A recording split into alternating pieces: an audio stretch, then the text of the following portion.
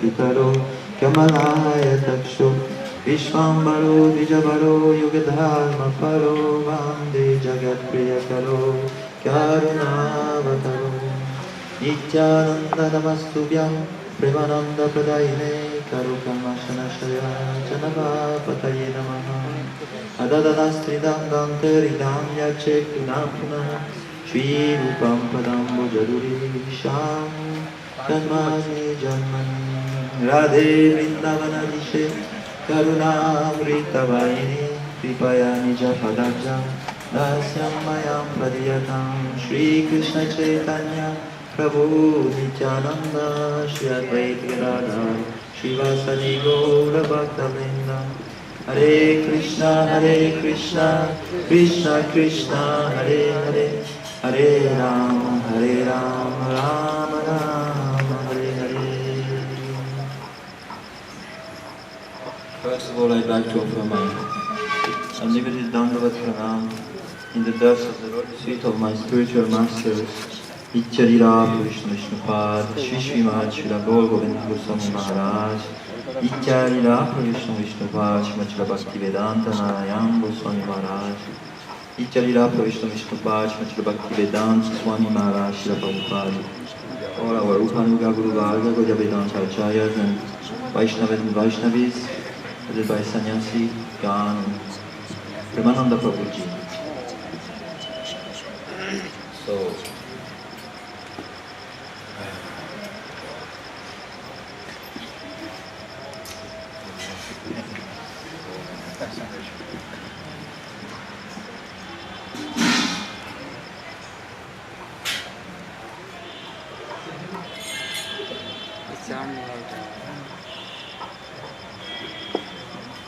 we see that in the past there are stalwart Vaishnavas. They have shown how to follow Gurudev's order, how to take instruction and follow the instructions without any deliberation, without adding anything and without subtracting anything. Usually in Kali Yuga, some people like me, if they get instruction, then they will speculate. They will think what to do with this instruction, how to cope with it, how to make it in a way that I will be able to follow and be not so much disturbed, and in this way, compromise. Sometimes also, you go to Gurudev's room, gives you instruction, you ask for instructions, then he gives you instruction, then you come out, then you meet some devotee, you said, oh, Gurudev told me to do this, to do that, then you discuss with the devotee, and then you start to see how you could follow that according to another angle. Then you met another devotee, then he gives you another angle how to understand the instruction. Then after 5 persons you discuss with, the instructions becomes a completely different one. Then you ask the devotee what Gurudev told you to do. Then he said, he told me to do this. Then he said, but what now you're going to do? I'm going to do that. So sometimes the mind very powerfully takes away this link, this connection with Guru. We have to be very careful. In the past, there was devotees, Gurudev used to tell about, Valmiki. For 60,000 years, he chanted the name Ram. He never asked Gurudev, please instruct me further. Tell me what should I do? I'm following these instructions, but I'm not peaceful, my mind needs more. I want to feed my mind with so many other things. So please be merciful to me, instruct me further. Never. He got the instruction once, And for all 60,000 years, he followed this instruction. Then the result, you know, everything was manifested. The whole Ramayana was manifested even before it took place. So very soon is Ram Navami. Here on 20th, in the West it will be on 19th. I'm flying on the 18th, and then the next day I have to give class. Oh, I don't know what to tell. There's so many things. But here, many devotees, we could discuss something tonight about this.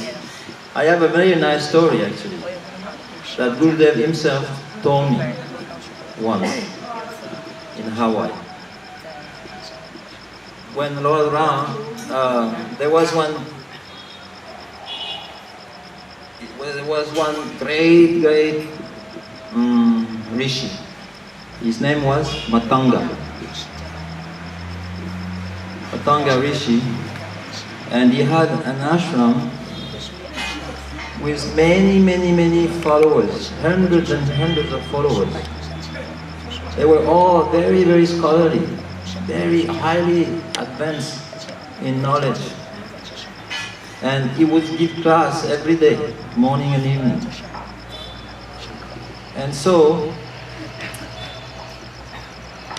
there was also a lady, and she was very humble. She was like coming from a low-class extract family. And so she would not allow anyone to see her. She would never appear during the day. She would only do services during the night. She would gather wood from the forest, and she would bring the wood for the kitchen and clean the ashram, but everything during the night. They knew her, but she would not show herself. She was thinking, if they see me, then they will contaminate their mind and their consciousness. So she was very humble. And one day, Matanga Rishi, he saw her. And he told her, oh, you should come to my classes also.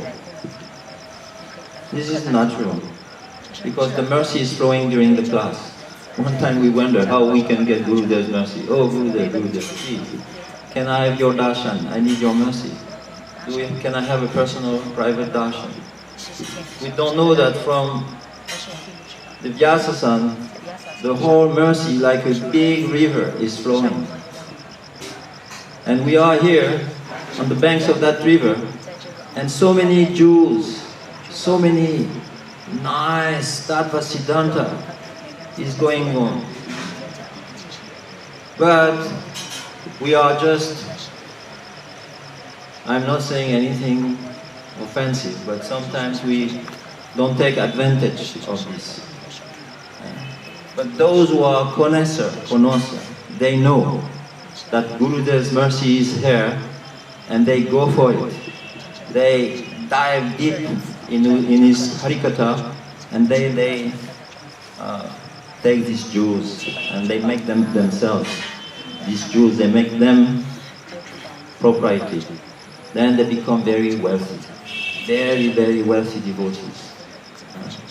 One time, Srila Bhaktisiddhanta Saraswati Thakur, he heard that one devotee left the association of Vaishnavas. He was very distressed. He said he was wealthy, but somehow or other he didn't want to make wealth more wealth. He didn't want to become more and more wealthy. He just stopped giving wealth. You understand? Being devotee, hearing every day, that morning and evening, we become wealthy. If we go away from the association of Vaishnava, that means no more wealth is coming. So he was seeing the thing like this. Also one time he wanted to give sannyas to one devotee. Devotee came, and just about before the ceremony, the wife of that devotee came and took him by force. And Srila Bhaktisiddhanta Saraswati Thakur, he cried. He cried for many days. He said, I couldn't save that devotee, I couldn't save him. So this nectar is flowing like a big river, a flow of Krishna consciousness. And it can inundate the heart, like nectarize the heart or whoever. Open that heart through the hearing process and let everything come there and keep it there very, very preciously. So that lady, she said to her Gurudev, I am very, very sorry, I cannot come to your classes. I am so fallen, very, very fallen. Please allow me to serve you as I am doing now. He said, okay, but then I will have to talk to you again. So she was doing as before. And then, just sometimes before he left this world, Matanga Rishi called her again. He said, I am going to go from this place, from this world, very soon. I want to give you a responsibility. So he told, I want you to be in charge of the ashram, where all these great scholars coming every day. So she accepted it. And he told her that every day you should clean the ashram, make it very, very pure, and also the forest, the path going to the forest, you should also clean with cow dung. Everything must be neat and clean. And you should go in the forest every day and you should pick up the best forest fruits and bring them and prepare them, cut them, clean them and keep them fresh. Because one day, if you do that, I promise, himself, Lord Ram, will come and take this offering from your own hands. So she took the instructions to heart. And so when Mantanga Rishi, just before he left, he called all his followers, disciples, the scholars, and he told them, I am going and I give the responsibility of the ashram to Sabari Devi. Her name is Sabari Devi. They said, what? This low-class lady? How possible? No, we cannot accept this. We are high-class Brahmanas and she's Shudra. How can we be under her supervision? No possible. He said, if you don't like it, then you can go. They said, yes, we will not stay in this ashram if she's in charge. We will go. And then he told them, go immediately. Don't come back. And they had to go.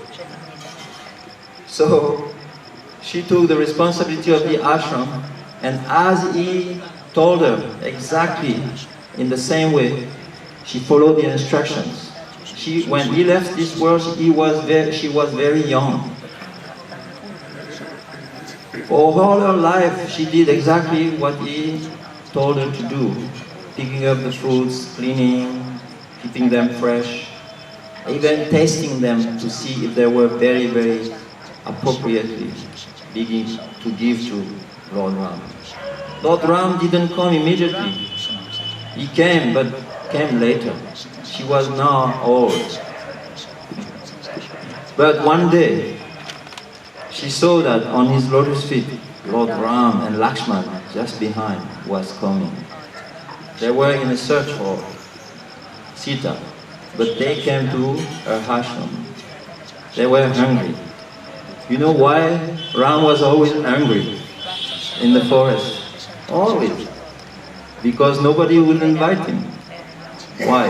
Gurudev said, they don't invite God because they think he doesn't need to eat. He's God. He's not hungry. So they all knew Ram is God, so never any invitation. So he was going hungry all the time. So he came to Sabari Devi ashram. Then she saw him coming, she prepared two plates of nice offerings of bhoga, and she offered him to him. Lord Ram took this prasadam and he really appreciated it because so much love and devotion, so much affection was there. All life, imagine, whole life doing for this one time. So much accumulation of sukriti, so much bhakti was there. And Ram, he released this nice, like Mahotsav, festival of prasadam.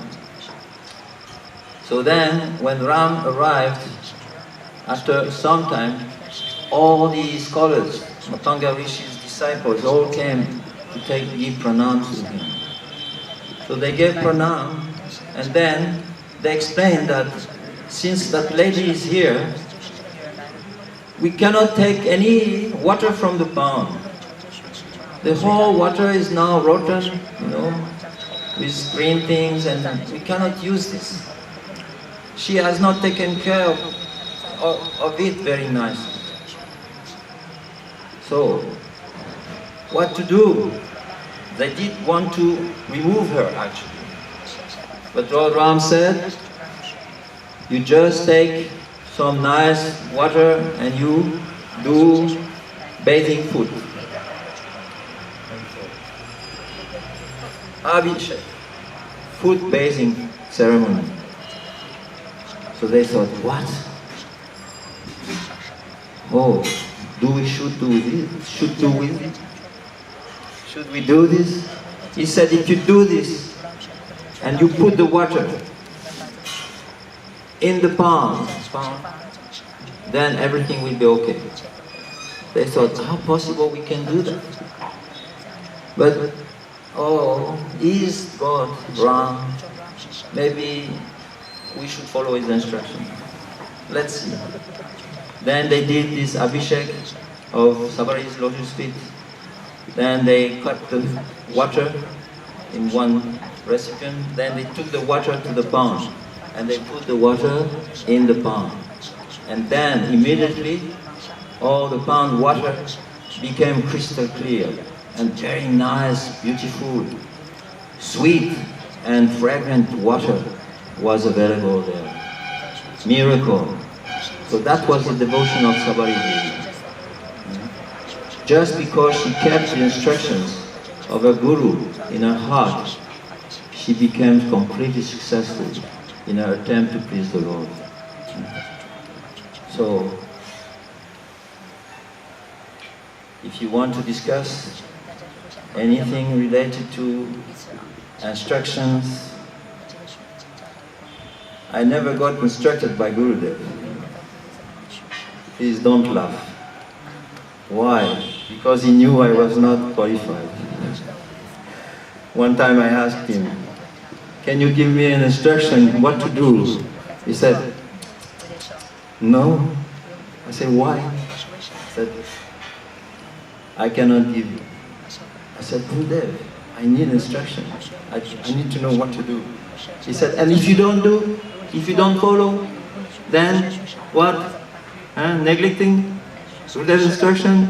Then bad reaction?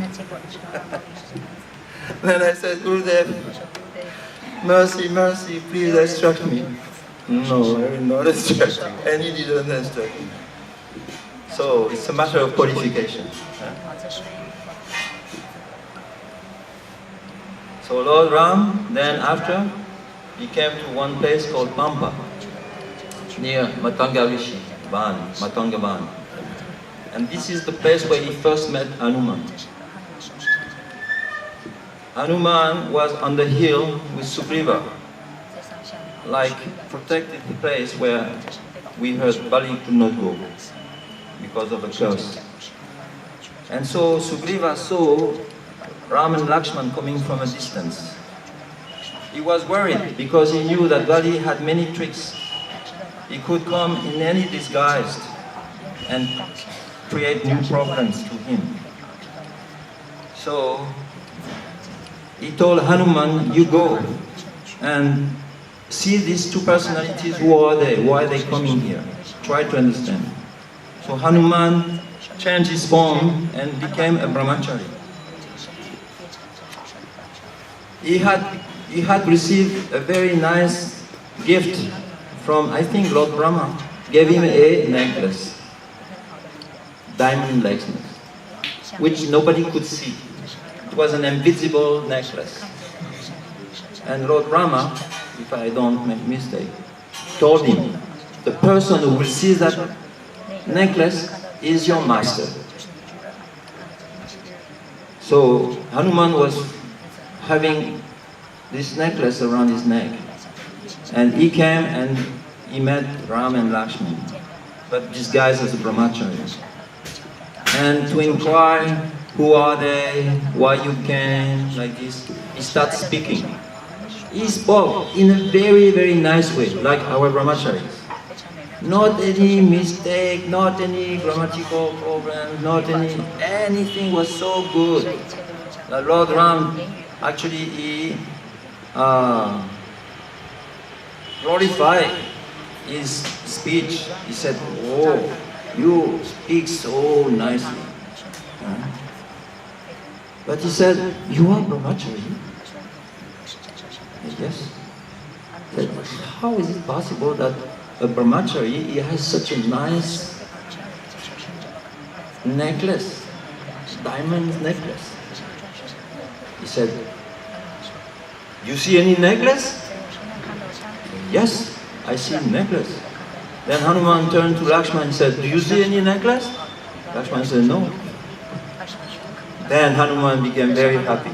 He realized, this is my master. And became very, very joyful. Then he talked about Sugriv, and he said, please my lord, come. Then he heard that Ram, Lakshman were looking for Sita. And they had some news, good news there.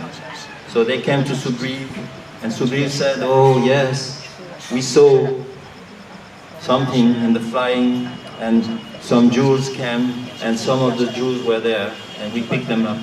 And now they show the jewels, and Lakshman and especially Lord Ram recognized that these were Sita's jewelry that she was putting like this from the airplane.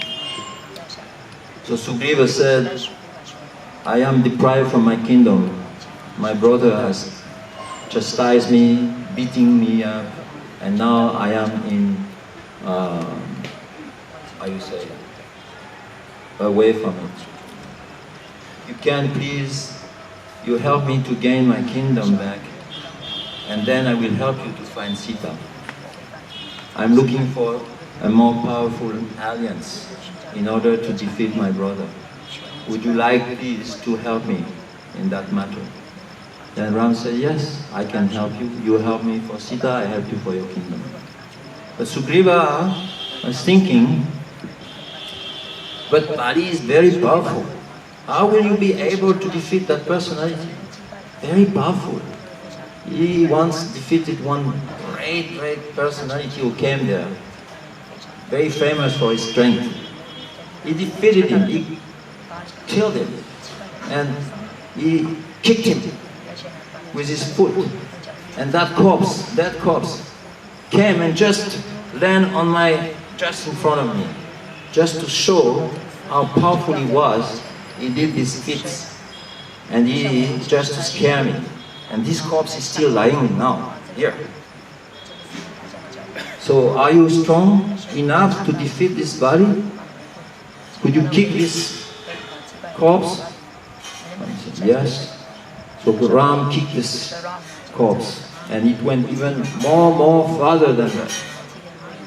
So Vali was saying, oh, very, very nice. But the corpse is now only a skeleton. It's very light. Can you show me something more? So Ram said, okay. You see there's 7 trees. 1, 2, 3 like this. One behind the other in the line. Then he took one arrow, putting on the bow, and then he released the arrow, and the arrow went through the whole 7 trees. Then entered into the earth, and through under the earth came back in the river. Then when Sugriva saw this, he said, oh, I'm 100% sure that you will be able to defeat my brother. So I am very happy. I will help you to find Sita. And then you know his story so much. Maybe you know even better than me, so I let you speak now. Thank you for listening attentively. What your question? Huh? What your question? Question means your nectar. The question is, what is the question? What is the question? This is the question. You heard Paul like me, what is the question?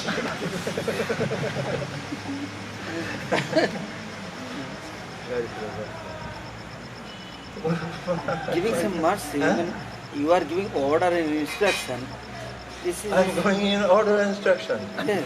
I'm just speaking something very simple. Then everybody will say be... I'm giving order and instruction. Then will be all are pleased and happy. This is your nectar. Question means your nectar. My nectar is very... I give nectar like homeopathic drugs. Very little at a time. Idea. I am not big devotee. Yeah, good. Like you.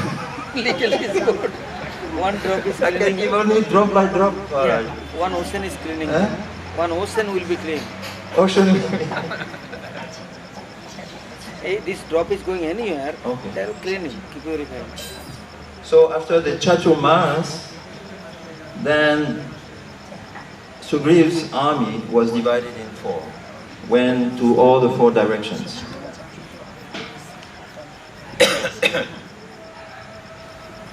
And when they arrived at the tip of India, south, that is Hanuman party, Hanuman's army, then they understood that now, if we want to find Sita, the only place we can look for is in Lanka. But there's a problem. We have to cross the ocean, because Maharaj was speaking about ocean. There's an ocean here. How can we cross this ocean? So they turned and they looked at each other. Who is strong enough to jump across to Lanka? Then they looked one after the other. Then one person was suggested, one monkey. He said, I can jump, but I cannot jump the whole distance. I can only jump 1/3. Oh, that's not enough. Then they asked another one, I can jump 2/3, but I cannot jump the whole thing. Then they asked another one, he said, maybe I can jump the whole distance, but I will be so tired, I will not be able to turn back. So, no, it's a problem. Then they couldn't find anybody else. And then, you know, Hanuman, when he was young, he had got so much, even as a baby, he got so much power. He attacked the sun, and he actually swallowed the sun. He thought this is a fruit. When he took birth, his mother, who was an Apsara, who got cursed.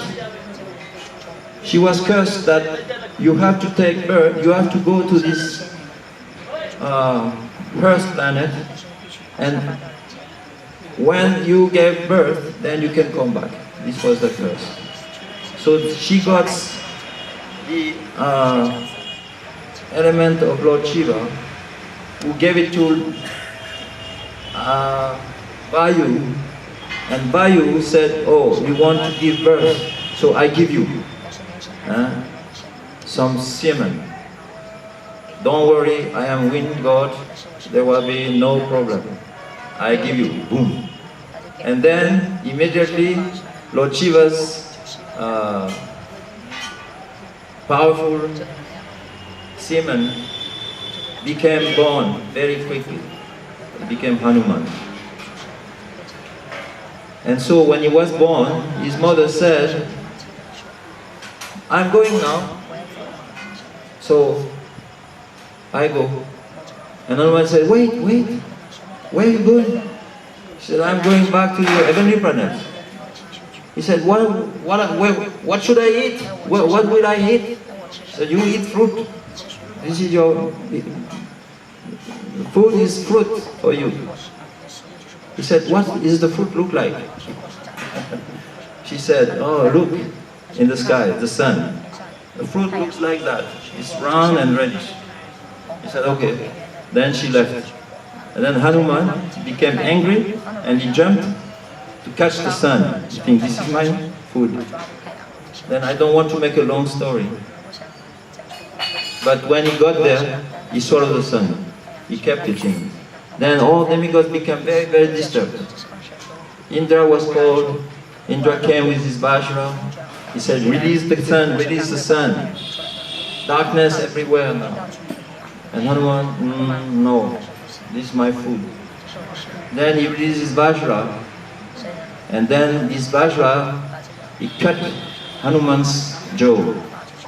Hanuman means whose jaw is broken. Break Hanuman's jaw. But Hanuman would not release the sun. Then other demigods were called, more powerful. Then Lord Brahma finally came. He said, I give you all knowledge of everything. I give you all mystic powers. I give you everything you can imagine. And I even given you more than that. Do you release the sun? Okay, I release the sun. Then he left the sun, and then he got all the powers. Then went back to earth, and then he became, you know the monkeys every day, how naughty. So Hanuman was like this, more naughty, because he had more power than those ones. He used his powers to make people completely agitated and restless. He went in one sadhu's ashram once, and he knew that the ashram, every morning this sadhu would go out from the ashram, from one door of his Vajan Kuti. So one day he caught one snake or one tiger and one elephant, and he made a knot of the two and he put them in front of the sadhu's door. When sadhu's opened, he saw, wow, what is this elephant, tiger mixed together? Crazy. Who's doing this? And Hanuman was on the side and he was smiling. He said, this is this monkey. So he cursed this monkey. He said, I curse you, that you forget about all your powers. So now, going back to tips of India, who's going to jump? There was nobody qualified. But all others thought, Hanuman maybe can do it, let's ask him. But Hanuman never knew he had power because he forgot it due to the curse. So they came to him and they asked, can you jump across this ocean? He said, I think I can do it. Okay, then you please, you do. So he took his, like a starting block.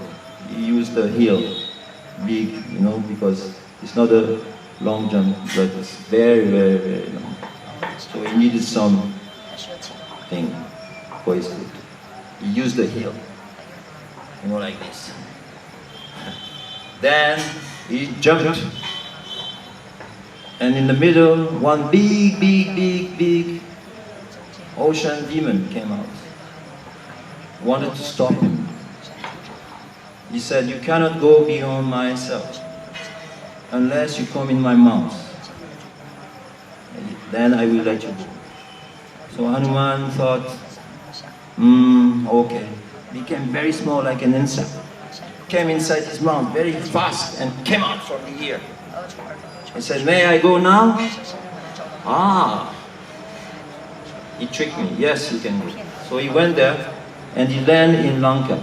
Immediately as he landed there, one lady came. Lanka Devi, the predominant deity, protectress of Lanka. She said, who are you? And immediately he punched her in the face and she fell down and lost consciousness. That was his response. Then she came back And she said, I'm going. Hanuman asked, why are you going? Where? She said, I'm going back to my home. He said, why? And this is my question. Why she's going back to her home after this incident? If you know, you can talk. I know.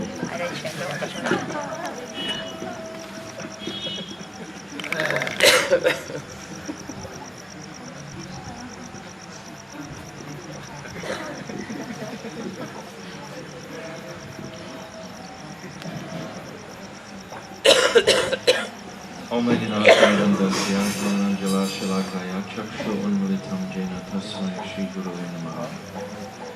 I first of all offer millions and millions of Dandavat pranams unto the lotus feet of my most beloved Gurudev Nitya Pravishta Om Astal Tarasara Shishimat Srila Bhakti Vedanta Narayan Goswami Maharaj. And the same again millions of times unto the lotus feet of our beloved Nitya Lila Pravishta Om Astal Tarasara Shishimat Srila Bhakti Vedanta Swami Srila Prabhupada. And all the Vaishnavi devotees of the Lord, headed by the Tridandigan and Prabhuji.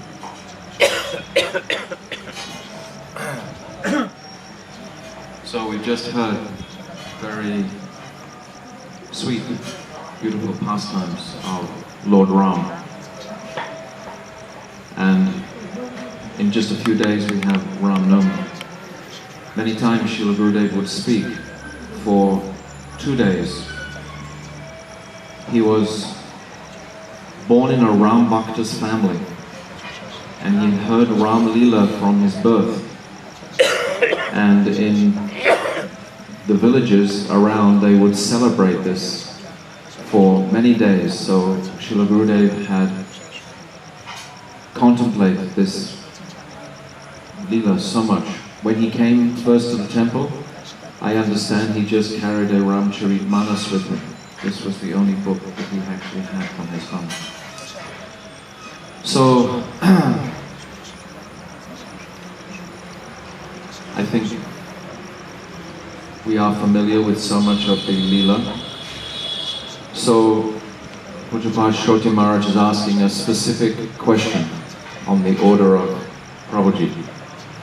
So, the question is, why was this demoness leaving after Hanuman had punched her in the mouth? So I don't know the answer as well as Shoti Maharaj does, because he wants to tell the story. So I know that whatever I say won't be quite right, but I'll tell something. My limited understanding of this pastime is that that God of Lanka knew the prophecy that when a monkey came and challenged her and defeated her, that this would be the sign of the destruction of Lanka. So that's as much as I know of that. So this was the beginning of the end of Lanka.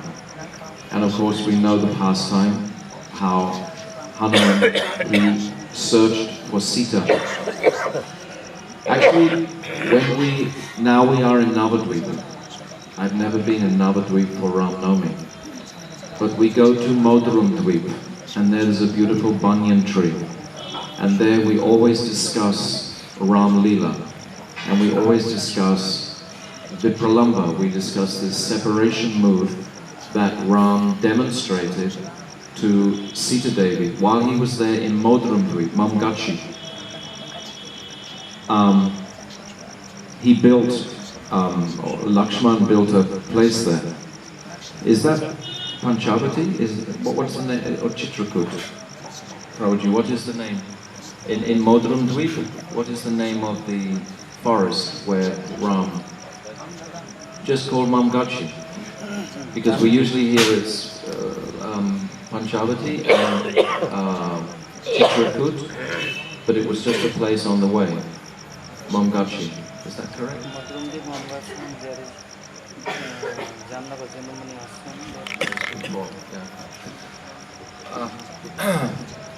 So, in that beautiful setting, Lord Ram was smiling, and Sita inquired, "Oh, why are you smiling?"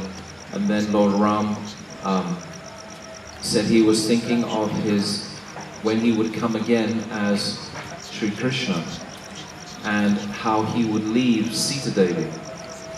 And Sita Devi, she naturally inquires, "Oh, why are you going to leave me?" And then Ram begins to describe something of the understanding of how this vipralamba, how this separation mood will nourish the sambhog. So this is the katha that we have in Modrundvi, Mamgachi, how Ram is describing to Sita Devi. Sita Devi also inquires at that time, "Oh, what will you look like in this next incarnation?" Then with his arrow, he carves a beautiful Gopinath deity.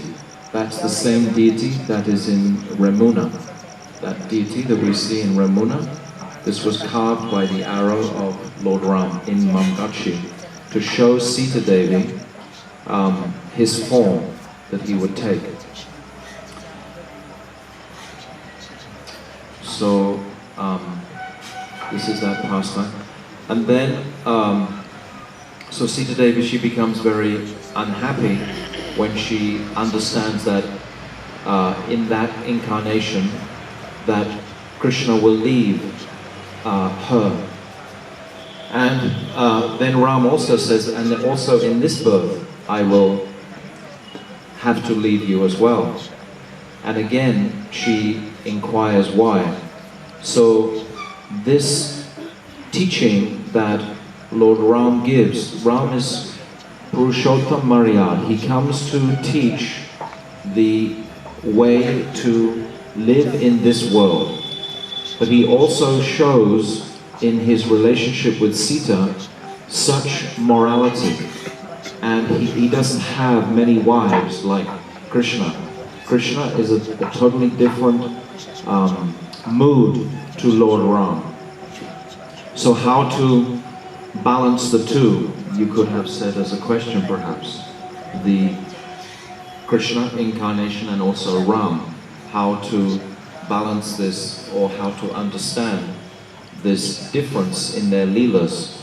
How Ram is very much correct in every single aspect and demonstrating this morality, whereas Krishna, from his birth, is stealing from the houses, he's stealing the gopis' clothes, he's going to the forest with many young girls. It's so contradictory to Ram's pastime.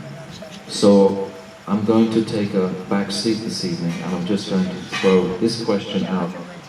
If I've answered one question, so I'll carry on with Pujapad Shoti Maharaj's idea of giving a question. So my question is, how to reconcile these two aspects of the Lord, as Ram, the upholder of all purity and morality in the world. Even now, throughout India, they chant this Valmiki's Ramayana every day. People find it very simple to relate to that moral aspect of Lord Ram. It's very inspiring, a mode of goodness. Whereas Krishna's lila is much more intricate, and it doesn't demonstrate the same sense. It actually shows immorality in one sense, and we have to understand this. What is the nature?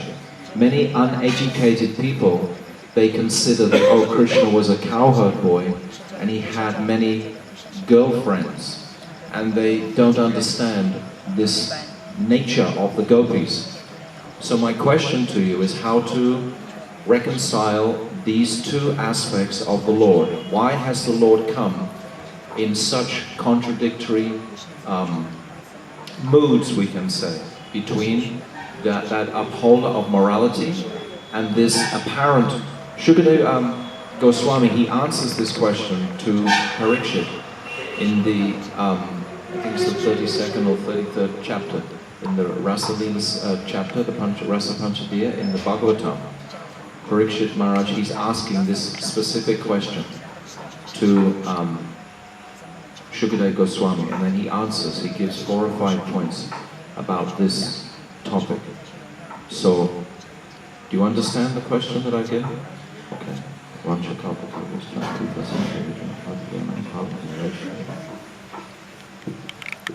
many years you giving for us? Huh? How many years you giving for us? You should answer. How many years sleep? You will be here with us 1 year, then it's possible. No more, 1 year enough. His answer is 2 months. We can condense. Not possible. I believe in Sutra. Sutra, Brahma Sutra then. Yeah, you can give all in one. Then is Brahma Sutra. Vedanta Sutra. You have Vedanta, you have to coming Sutra. The Vedanta coming Sutra. Okay, starting. You understand and question? Then answer is easy. Oh, Jnananjana Chakshuramitakami Tasmasudara Vancha Kalpatarus Patapasam Vidayaji Paritanam Bhavanibhyo Vaishnava. First of all, I offer my 600 Dandavat pranams to the lotus feet of our Paramaradhya Tamashila Gurudev, Mr. Lila Bhavishtam Vishnupad, Shishimad Bhaktivedanta Narayan Goswami Maharaj, Gwarupa Yoga Guru Varga, to the assembled Vaishnavas and Vaishnavis headed by our worship guru, Jidanda Sannyasis and our Prabhuji. So tonight, many questions. Actually, our Pujapad Shruti Maharaj, he started already with 1 question, and I was so happy with that, because that was like really something that I wanted also to express. He was asking about instruction, like how disciples can make sure that, or how disciples can follow instructions, like not changing, something like that. But maybe by answering our Pujapad Chaitanya Maharaj's question, then this will also be answered. So, Chaitanya Maharaj's question is that we see contradictions in like Ram Lila and Krishna Lila, and how do we reconcile? For us, we can never reconcile this. But if we take the answer from Sri Chaitanya Mahaprabhu, then very easily we can reconcile. We see that in Ram Lila, he's teaching all this marjana, all these rules and regulations we have to follow. And in Krishna Lila, he's showing all this, his naughtiness and all his sweetness, and showing how even his devotees break everything just to serve Krishna. So then, now as Sri Chaitanya Mahaprabhu, he's actually showing us that in this world, see, in this world we know it's a place of suffering. Everyone is suffering, and everyone really desires real happiness. And everyone wants to love. Everyone wants to be loved. So in this world, there's so many instructions, so many like philosophies. Some are teaching, don't worry, love, I will love you. So they try to love each other, but they're never satisfied. Some like New Age, they're not really New Age teachers. They're actually like a branch of Mayavadi teachings. They said, love yourself. Just be positive. Don't think about all these bad things. You can do it. Everything, just have faith in yourself. Like self-healing, like this. But what is Mahaprabhu's teaching? He's actually showing to us what is the real solution, what is the real, like the highest instruction that can really satisfy, that can really give solution to all these problems. And he's showing to us, like yesterday, our Prabhuji is mentioning in Vairamananda Sambad, where Mahaprabhu is not he's not satisfied with all these like regulations, like Varnashram and like Karma Yoga, Gyan Yoga. Like these are lower things. Of course, it's good to follow this, and that's like with like Ramachandra Prabhu's lila. We can see he's giving all this, following rules and regulation. But Mahaprabhu is showing that really, if you have this like, if you can only see how much love there is in Braj, and will have that greed. Ramchandra following etiquette, rule, regulations, Ved, Vedanta, Upanishad, Shastram, everything he following. But he cannot changing any other person's mentality and mood. One washerman, he is insulting Ram. You know, his wife is gone, is outside, one night before. He say, you can't come my house more. I am not Ram. Ram is, 1 year is, Ravana's house is Sita. He is bring back. It is possible, but I can't like you. I can't believe you. Get out from here. Then Ram is following etiquette and all rule regulations, but any people heart is never can change. Why not? Why not change? Etiquette has power, you know. Rule regulations has power, you know. These rule regulations, etiquette is only like boundary.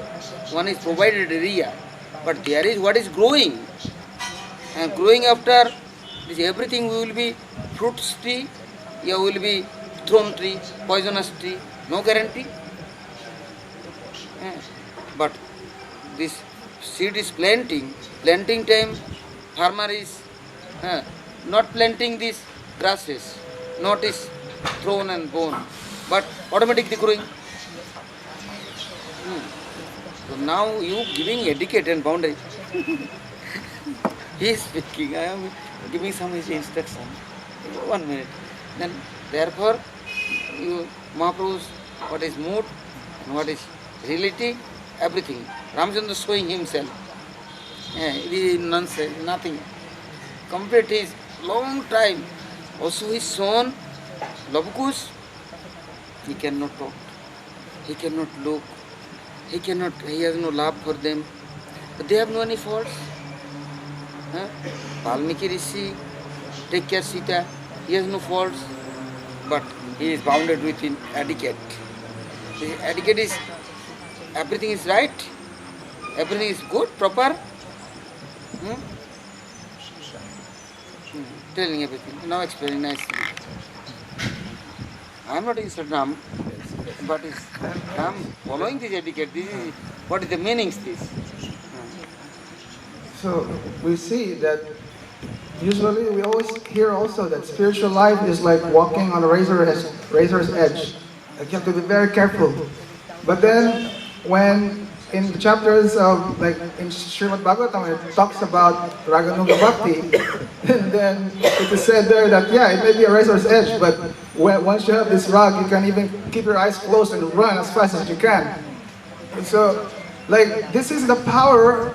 Like Mahaprabhu is actually showing that once, if you can really appreciate only this love of like in Braj, and will have that greed to have that love, then you will your advancement will be very fast, and it will be so much like it's not even comparable to the very slow process wherein following all these rules. See, I don't know if I should tell the story, but I think it will somehow give some example. One time, Srila Gurudev was telling, I think it's Madam Prabhu, and Srila Gurudev is saying that, see, we are very lucky. We have come into contact with real Rasik, like real Raganuga, like personalities. He's actually referring to himself. So he said, so like sometimes people, they come to the mat and they become brahmacharis and they've heard all this, they've heard all this like really nice pastimes of like in Braj. And somehow some impression is there in their heart about this, like the world in Braj. some impression is there, and already some desire it's there. And so they stay there for some time, but because of some weakness, they fall down. And Guru said, even if they really fall down, he said that person is still like 100 times, like million times better than a Vaidhi Bhakta. And why? Because it's just a matter of time. If he's not going to commit like really big upright, it's just a matter of time that this greed that Gurudev planted will like again fuel him up to fulfilling the desire of having that kind of love. So then, now see, this is the speciality of our parampara of Sri Chaitanya Mahaprabhu. It is not like the other parampara, they're teaching all this like Vaidhi Bhakti, like rules and regulation. And so Mahaprabhu is showing like this really high things. And this we can see in Rai Ramananda Samvad.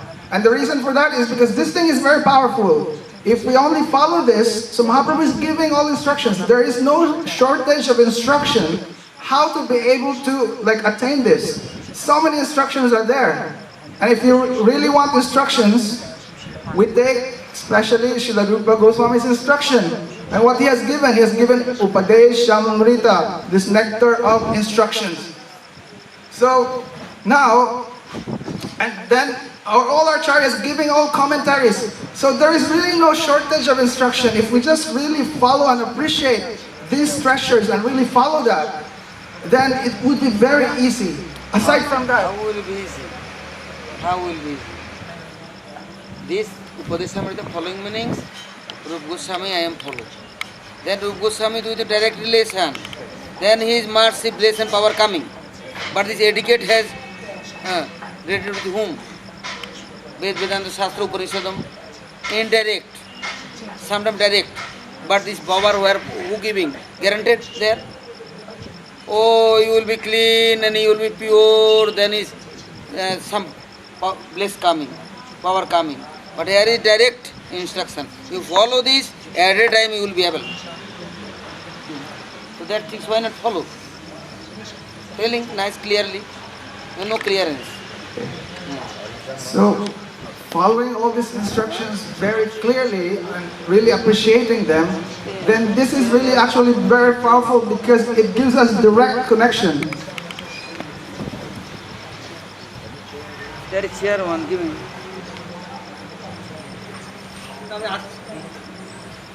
Bosban na? Bosban na? Okay, Maharaj going now.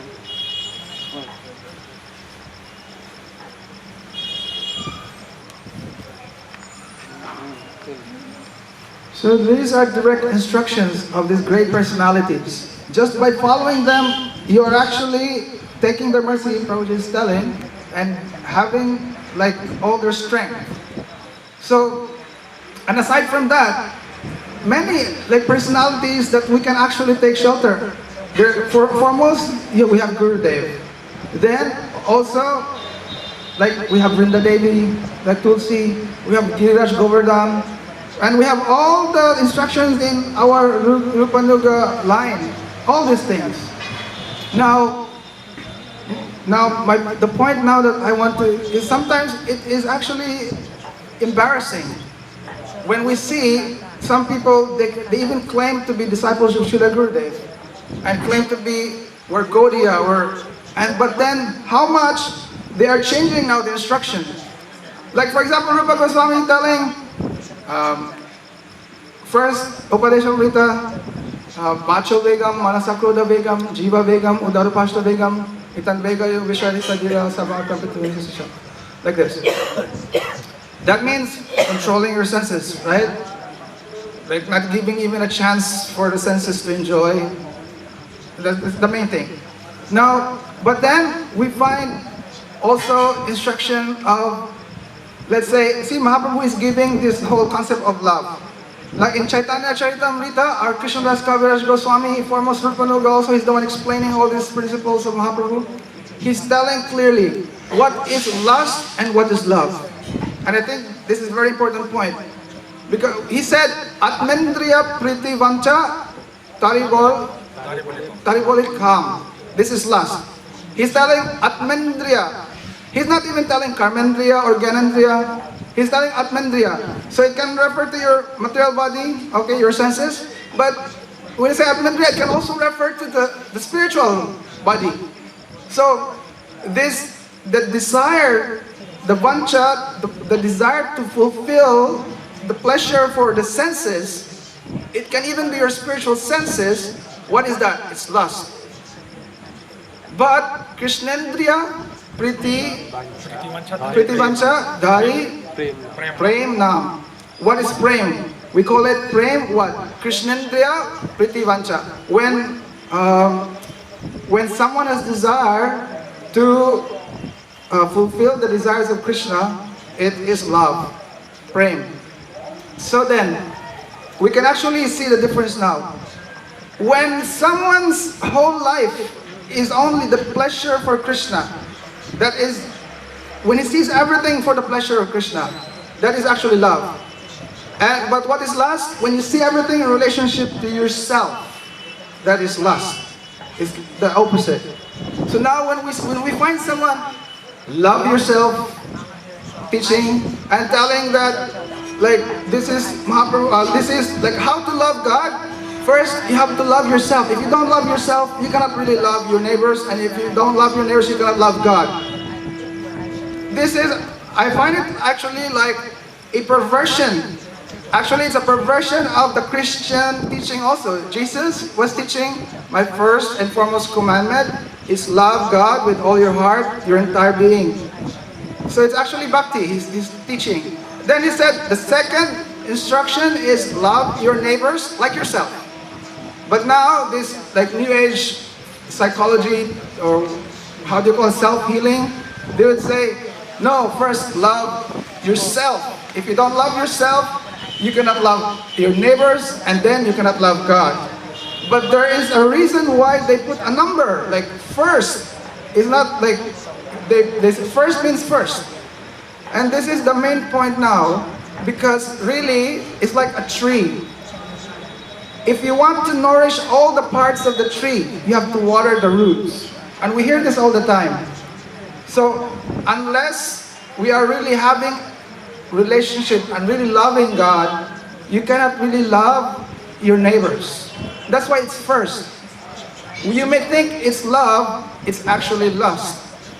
It's actually to yourself. So sometimes we see devotees, because they're not really having appreciation of this gift of Mahaprabhu, then they kind of take shelter of the Western psychology, like teachings, instructions.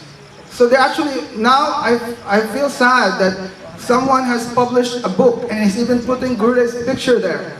And now he's preaching this philosophy, love yourself. Like, yeah, first, if you're not loving yourself enough, you cannot love your Gurudev, you cannot love your neighbors, you cannot love God. And it actually, love yourself, love Krishna. So, it is like we have perverted the teaching. And someone may say that, really, if someone, this world, we have to be compassionate. If you see someone suffering, then isn't it just good to say that, please, like, I'm here, I'll help you, right?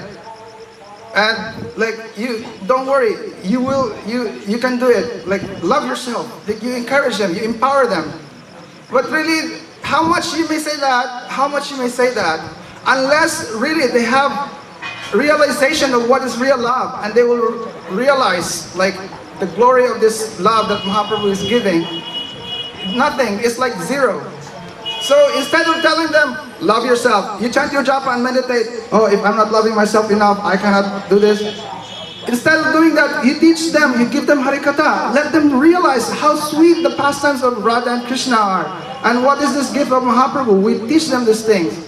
And we're showing them all the instructions of our Guruvar. Like Rupa Goswami telling them, don't even give chances to your senses to enjoy. Is this loving yourself? It's totally the opposite. So like this, so forgive me, I'm just speaking too much, but from that point, I'm just presenting that like this, instructions can change.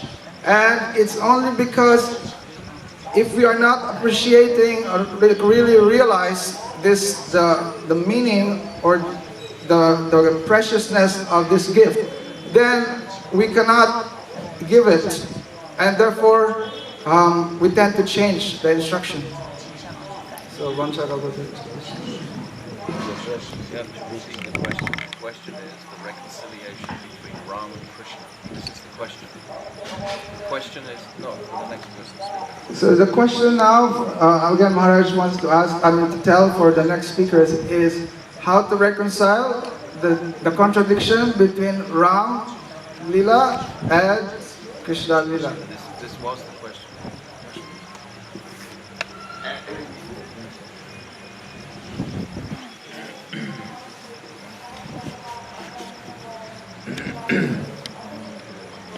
Jnanatimirandasya Jnananjanashalakaya Chakshurunmilitam Jena Tasmai Shri Gurave Namaha Gurave Gaurachandraya Radhikaye Tadalaya Krishnaya Krishna Bhaktaya Tadbhaktaya Namo Namaha Namo Vishnu Padaya Radhikaye Priyatmane Shri Srimad Bhakti Vedanta Narayana Iti Namine Vanchakalpatarubhyasya kripa sindhubheva cha patitanam pavanebhyo vaishnavebhyo namo namaha. Hare Krishna Krishna Krishna Hare Hare Hare Rama Rama Rama Hare Hare. So first of all, I offer my heartfelt obeisances on the dust of the lotus feet of Paramardatam Shiva Padapadamu Nitya Lila Pravishtam Vishnupada Paramahansa Parivrajacharya Stotra Sata Srimad Bhaktivedanta Narayana Goswami Maharaj. In the same way, to all Rupanga Gaudiya Guru Varga, Tridanti Sannyasis head by Pujapad Bhaktivedanta Tridanti Maharaj, Pujapad Bhaktivedanta Shruti Maharaj, all the Brahmacharis Vrinda, Vaishnavas, Vaishnavis, under the guidance of Pujapad Premananda Prabhuji. So before touching the point of Tridanti Maharaj's question, I would like just to give some brief introduction.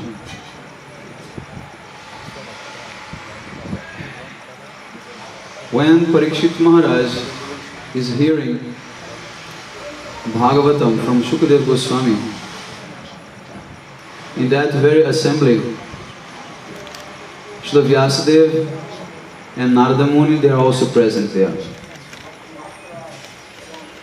It's very easy to think that being Vyasadeva and Narada Muni, the Guru and Param Guru of Shukadeva Goswami, why they are not speaking Bhagavatam? In the presence of Guru, one should be very humble and submissive and should always hear from Sri Guru. So if we are having these two great personalities as Vyasadeva and Narada Muni present there, why is Shukadeva Goswami speaking Bhagavatam to Parikshit Maharaj? Because he is saying, Nigama kalpatarur galitam phalam. This Bhagavatam is just like a very special fruit which is tasteful, and if somebody is tasting that fruit, it becomes even more sweet. So we know that if a parrot touches his beak in any fruit, that fruit will become sweeter.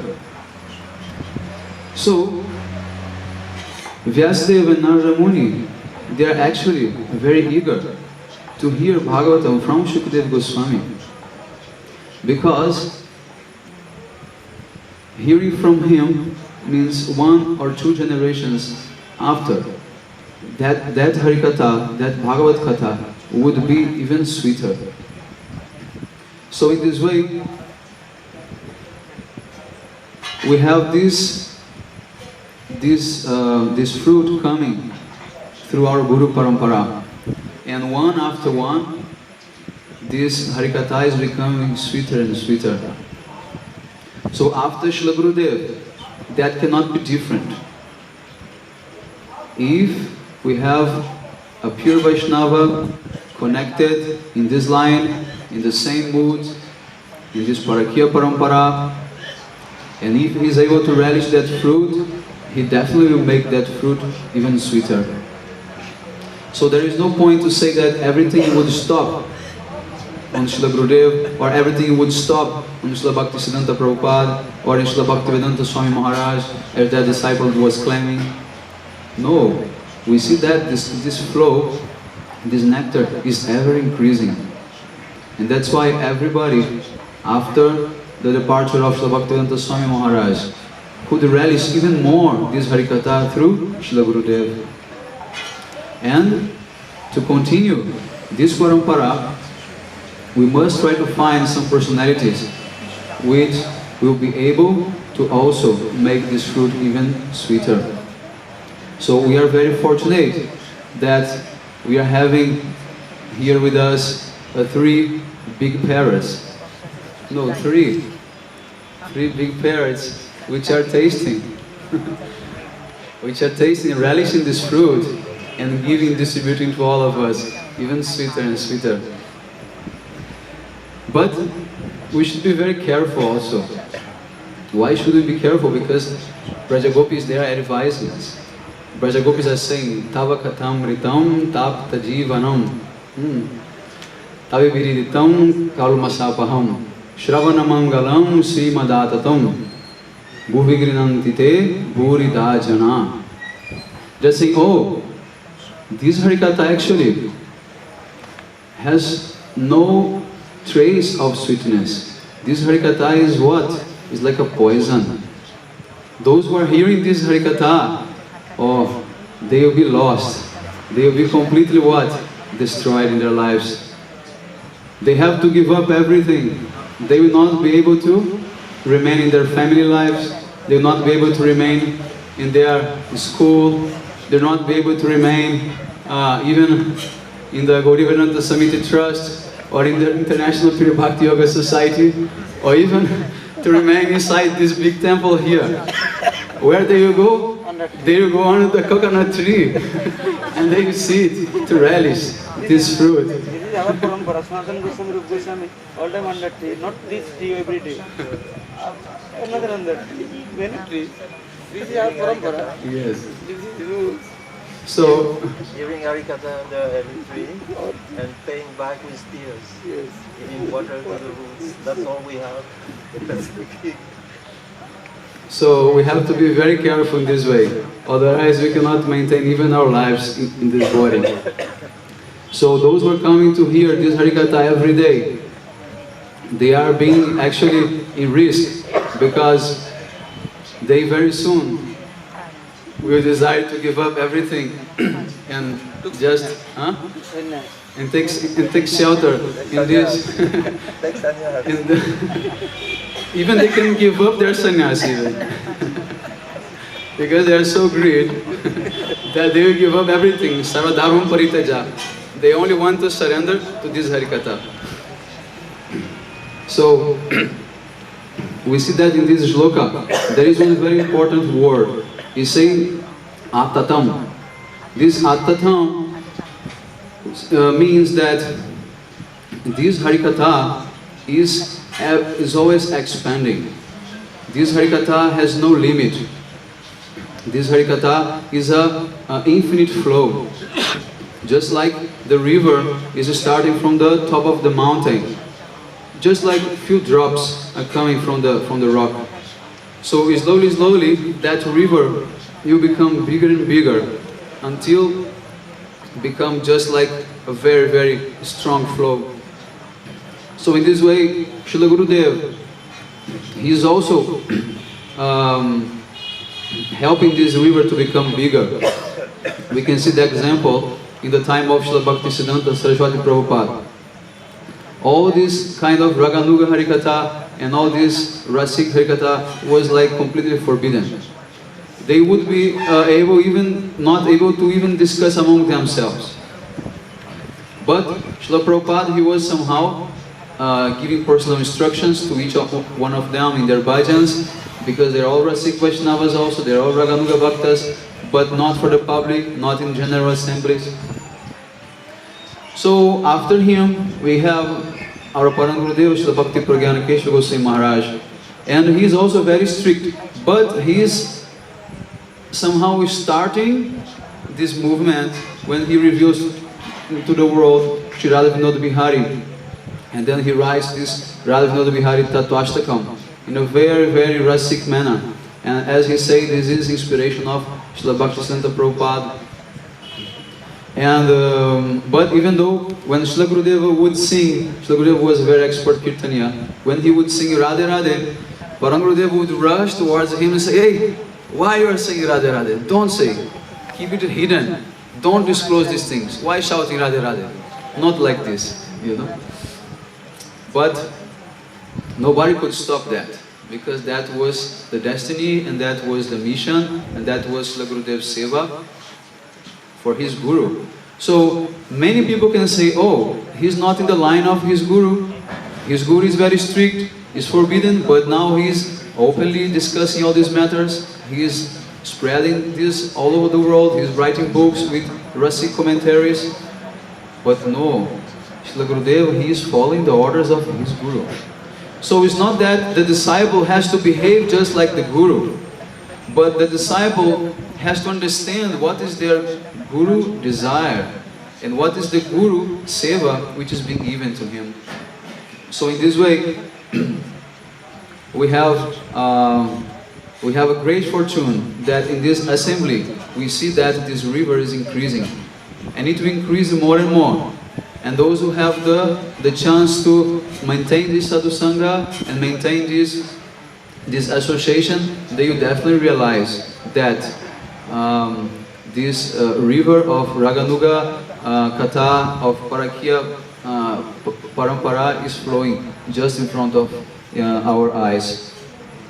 So, regarding Pujapatridandi Maharaj's question, well, I think that I will definitely not be able to give any satisfactory answer, but I try my best. And please correct me if I am wrong. To understand Krishna Lila, to understand Ram's Lila, to understand whatever we want in all the history of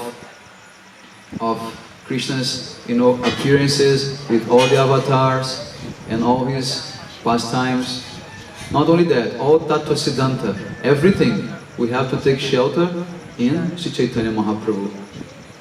Even we see that we had the 4 acharyas of the Vaishnava Sampradaya.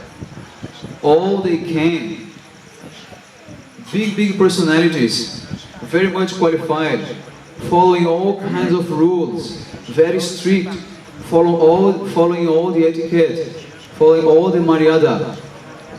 But even though they were unable to have the full understanding of, for example, Jiva Tattva, Bhagavat Tattva, so there was a need for Chaitanya Mahaprabhu to come afterwards and complement all these siddhantas and show that even though they were very qualified in following rules and regulations, those rules and regulations were not giving them the proper understanding of what is bhajan and what is Jiva Tattva and what is Bhagavat Tattva. So therefore, Chaitanya Mahaprabhu is explaining Achincha Bheda Bheda Tattva. Until that time, all the 4 Vaishnavas, acharyas, they were only understanding what is called Vastu Parinama Vad. Vada means theory. It's not even considered to be an established truth. This is something that can be defeated at any time, can be changed. It's only one theory. So, in the same way, how can we understand actually what is called etiquette and what is called maryada? That, if I am not missing the point, that will come in the discussion between Rai Ramanand and Sri Chaitanya Mahaprabhu. Why? Because accordingly to this Parakya Parampara, what is to be considered maryada for ones will not be for others. Just one example. When Sri Chaitanya Mahaprabhu asked Rai Ramanand, please describe me what is the supreme goal of life.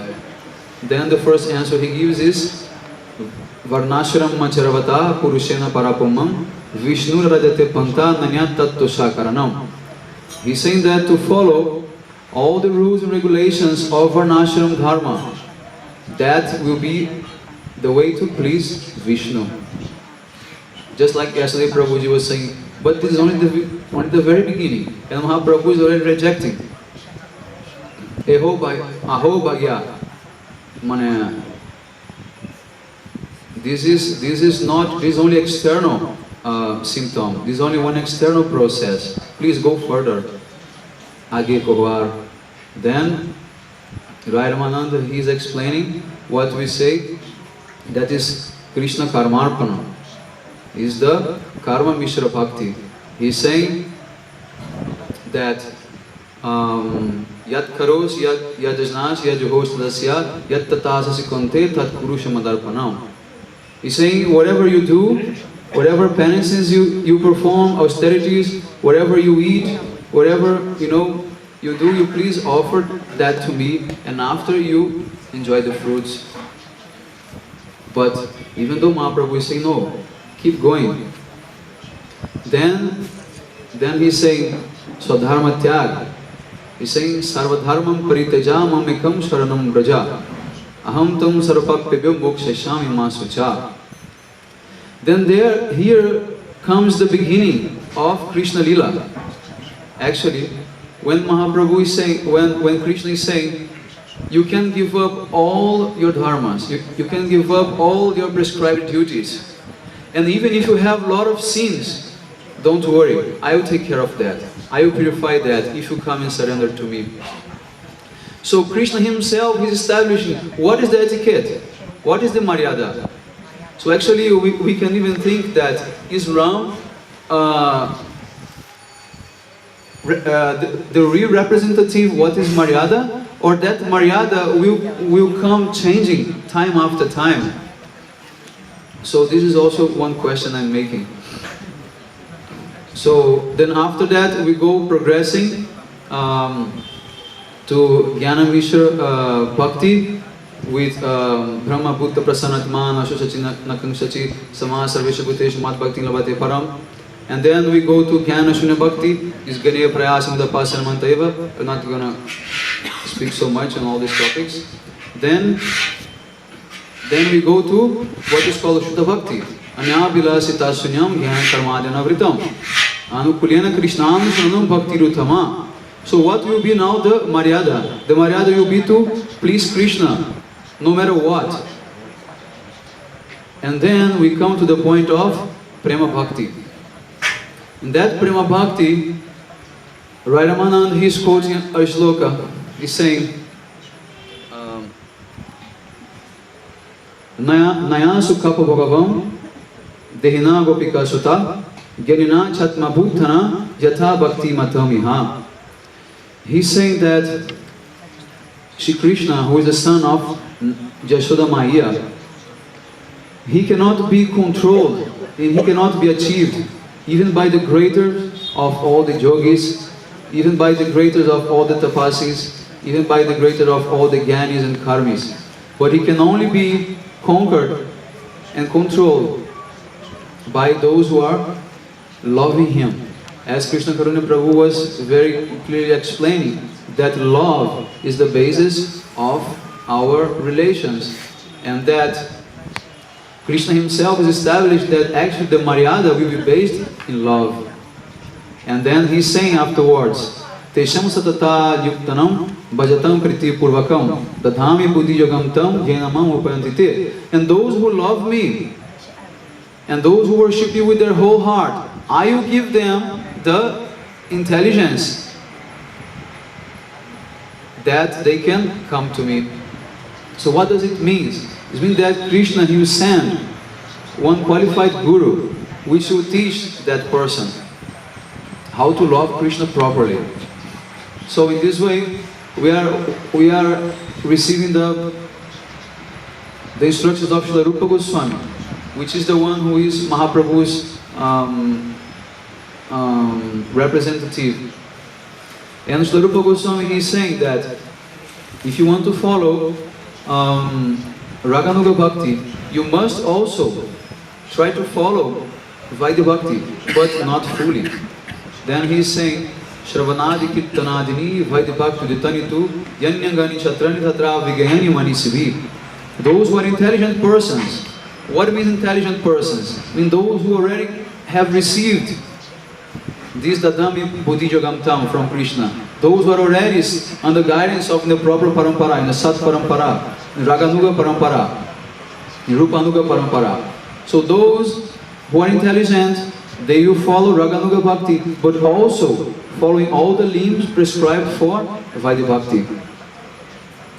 Why? Because these limbs are only one, but we will just change our moods. So in this same way, we can take that to the sense of that Maryada is only one, but we can have different moods. So Krishna is also following Maryada, Ram is also following Maryada, but the moods are completely different.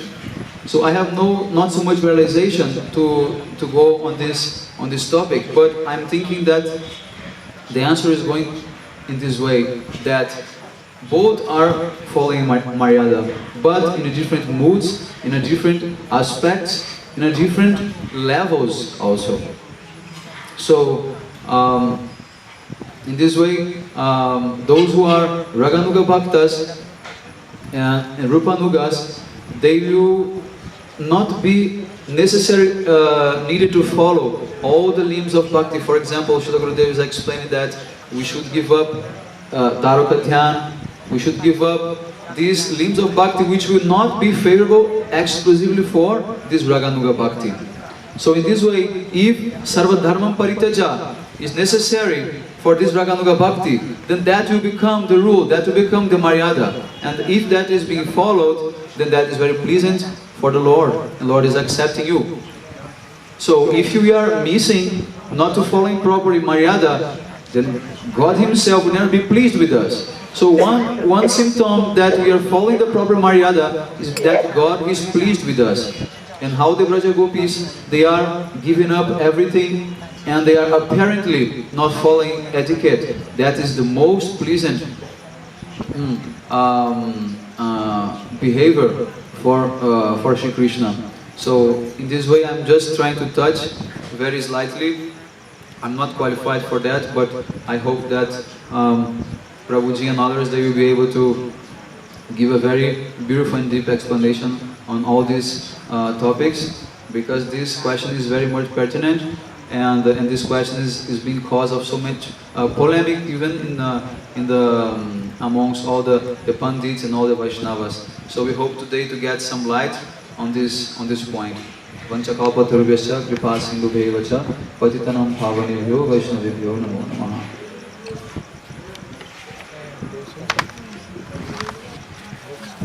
Question understand you know? What question? How to reconcile Ramachandra's Maryada Purushottam, following all the rules. But then there's Krishna, he's Lila Purushottam, and it seems like he's breaking all the rules.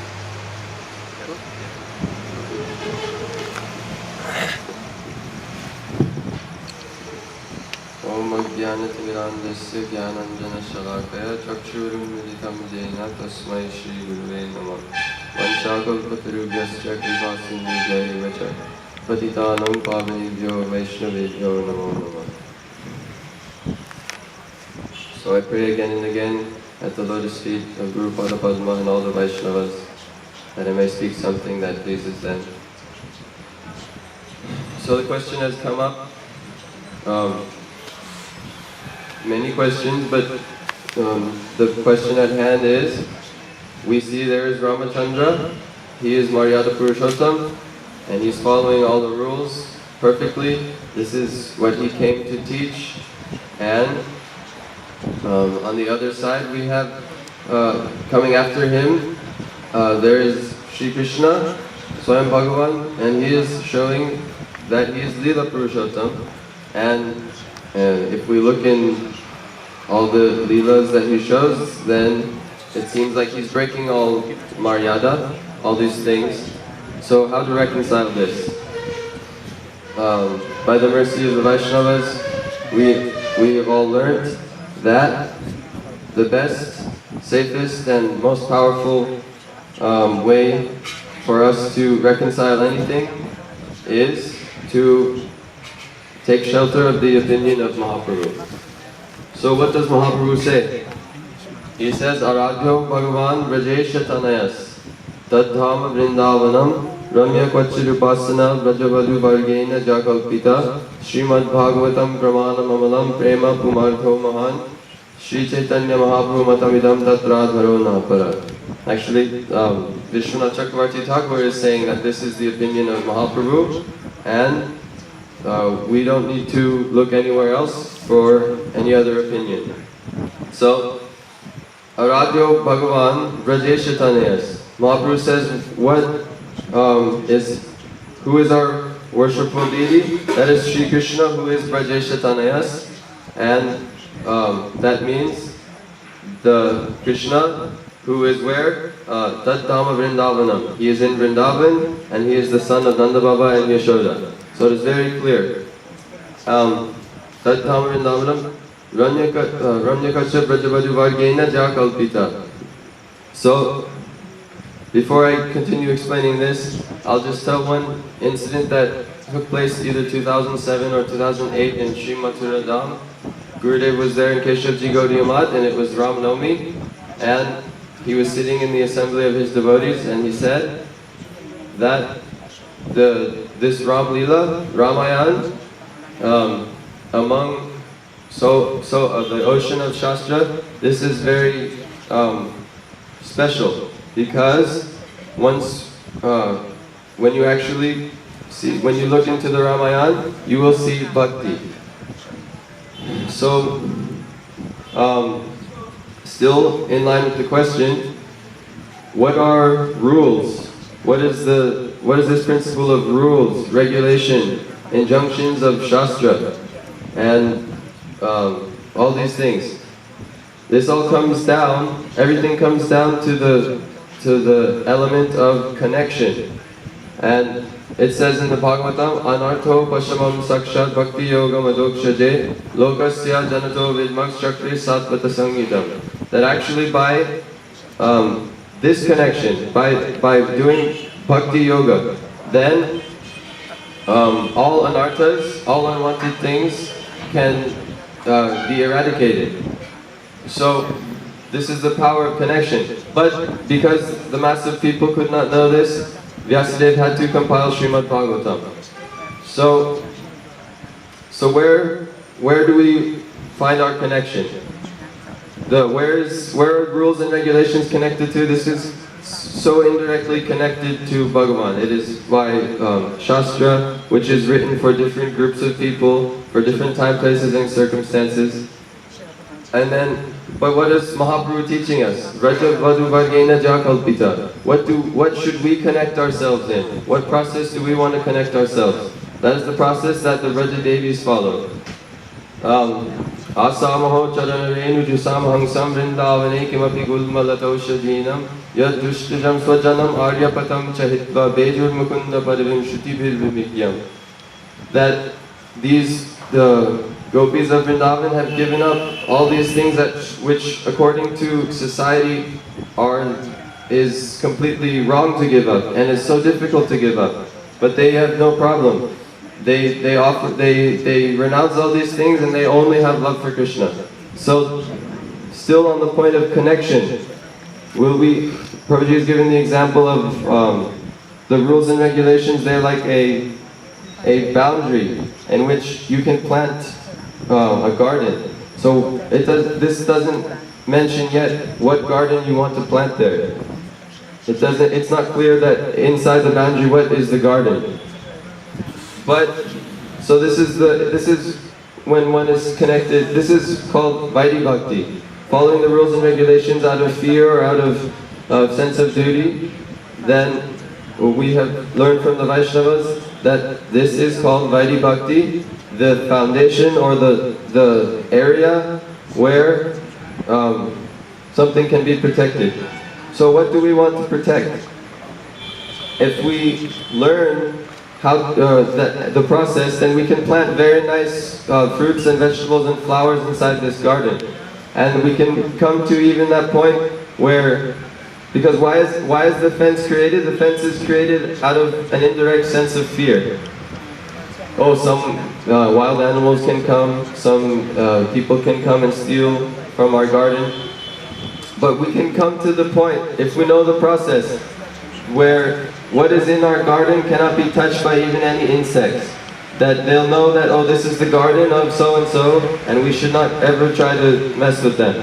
So, if we know this process, but what is this process? Vaishnavas, Srila Gurudev and Mahaprabhu is teaching, this is Raganuga Bhakti, and still we must look, how can we, what does this have to do with us? The gopis in Vrindavan are following Raganuga Bhakti. So where's the still in the sense of connection, it has been mentioned, what is Anushilan?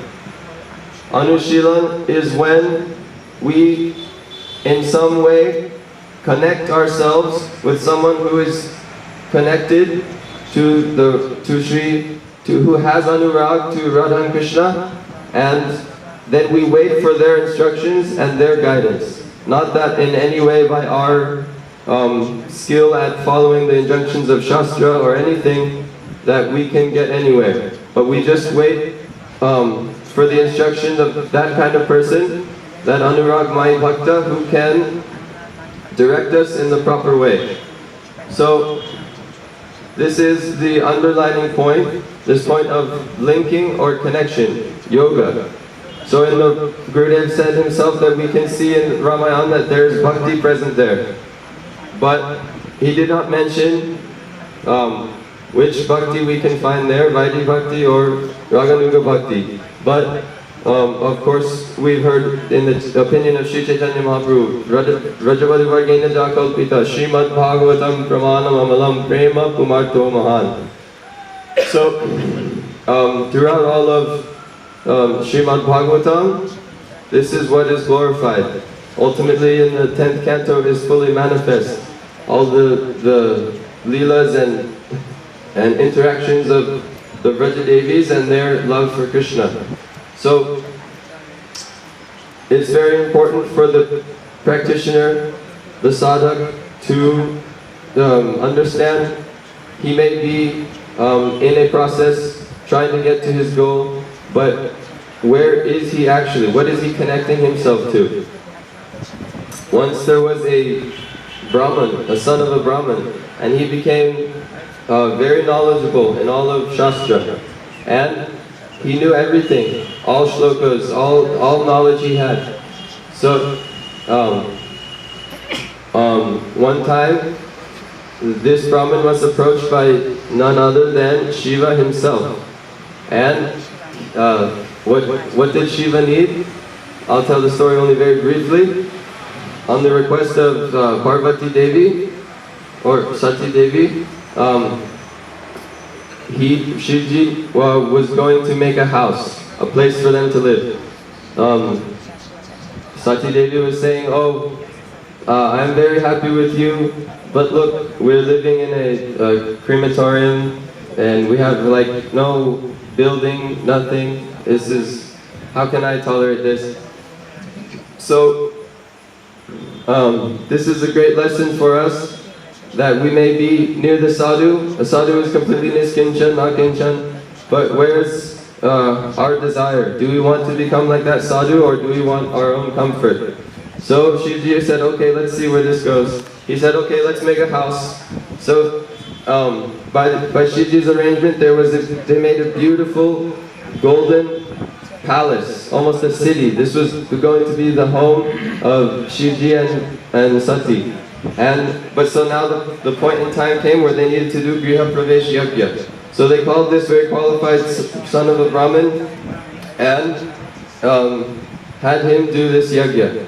So he did this yajna perfectly, saying all mantras, all pronunciation perfectly. He was very qualified, very nice Brahmin. But then something came into his heart. He saw all this gold, all this opulence, and he was attracted.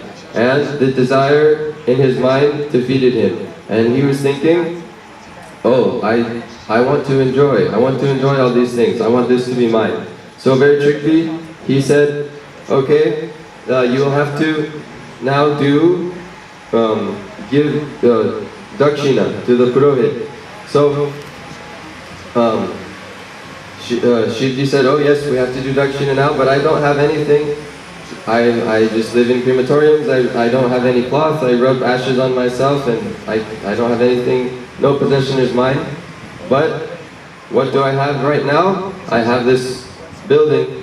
So, okay, I give this to you. This is the dakshina. So, this Brahmin, he got his way, and in that place, his desire swelled layer by layer, and he became more and more greedy. And who did he become? He actually became Ravan.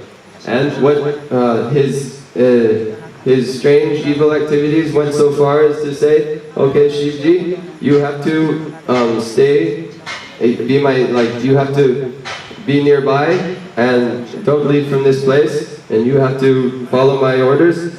And Sati, you'll have to be my gatekeeper and be here. He didn't just let them go, but he actually became so audacious to try to engage them in his will and his service. So Shivji had no problem. Parvati was quite disturbed. So where did this? I wanted just a place to live, but what happened now? So Shivji told her, don't worry. This will all be lifted and will be okay when the great devotee comes and he blesses you by touching your body, by giving you a big punch in the face. So we've heard from the Vaishnavas that this Lanka Devi is this indirect form of Sati Devi guarding this place. But this story teaches us what we are trying to connect ourselves to. Are we trying to connect ourselves to beautiful palaces, luxury, our own comfort? This thing can be even very subtly in your desire to do Niskinchan Bhajan. Oh, if I do Bhajan, then I'll have perfection. But what is Mahaprabhu saying? Only, what are the Vaishnavas clarifying? You have to completely connect yourself with the will and advice and instruction of an Anuragmaya Bhakta, and then you can also yourself, Anuragmaya Bhakti can awaken in your heart.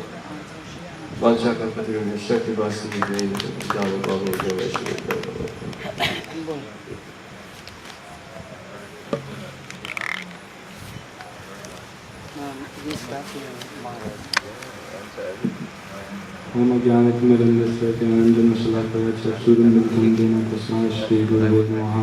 वन्देऽहं श्रीगुरुवरं श्रीपादपद्मपदं व्रजराजसुतं च नारायणं प्रपन्नं श्रीगुरुचरणं वन्दे रामकृष्णाय कृपानुगतभक्तिं च कृपामूर्तिमरण्यं पञ्चकल्पतरुस्य कृपासिन्धुभ्यो च कृतानां पावनेभ्यो वैष्णवेभ्यो नमो नमः।